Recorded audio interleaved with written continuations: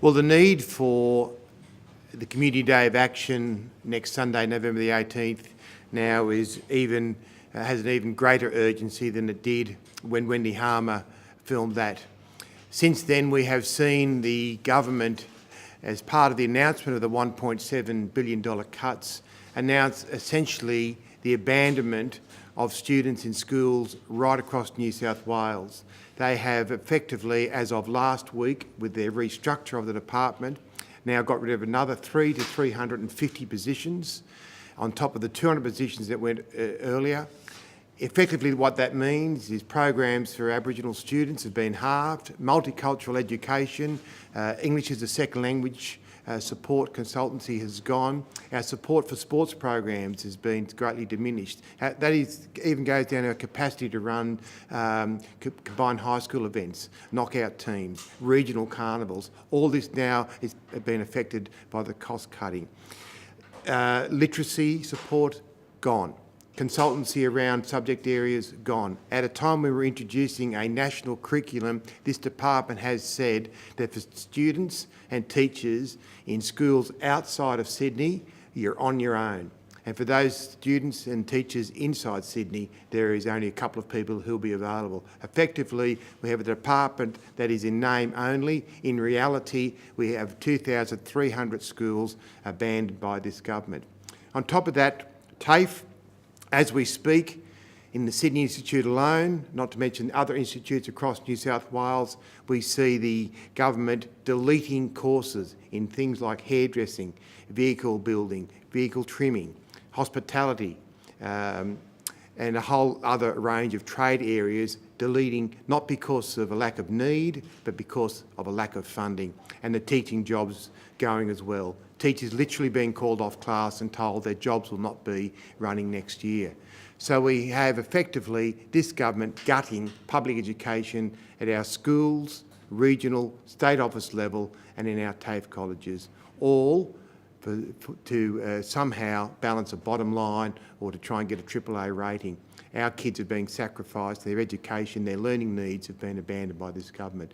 It is a dramatic time, the first time that in a generation that we have seen a government cut so severely the public education budget in this state.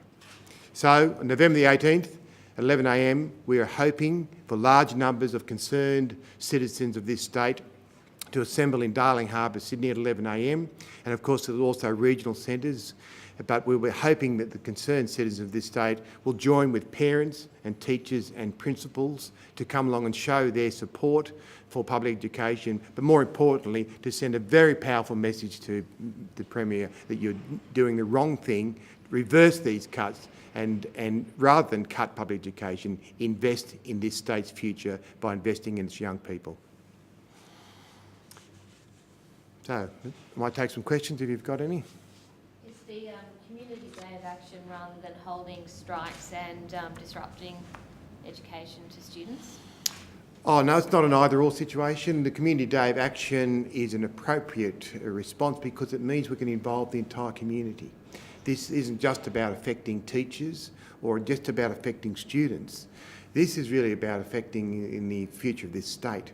And therefore every concerned citizen who has some hope for the future of this state and the economic future, the social future, the cohesion that schools bring and TAFE colleges bring, the opportunities it brings for young people, we're hoping that there'll be enough people who'll be angry about this to join along. That's why we've chosen on Sunday, because it gives us scope to involve many more people. There are so many people who have contacted the Federation, have said, how do we register our protest? And so this day is in response to that. How much will New South Wales children fall behind kids in other states as a result of this? Well, that's the question that every parent should be asking. What will the future be for our young people? If our TAFE colleges are just gutting courses, deleting them, if our schools now have been left isolated without any support in important reading recovery programs, ESL teaching, sports programs, arts programs, support for HSC students, if that's the future of education in this state, then I think the answer is pretty obvious. I think most parents would say that's not what we elected a government to do.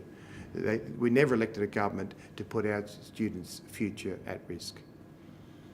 The government must know that there would be some backlash or that people aren't happy. What justification or excuses have they given?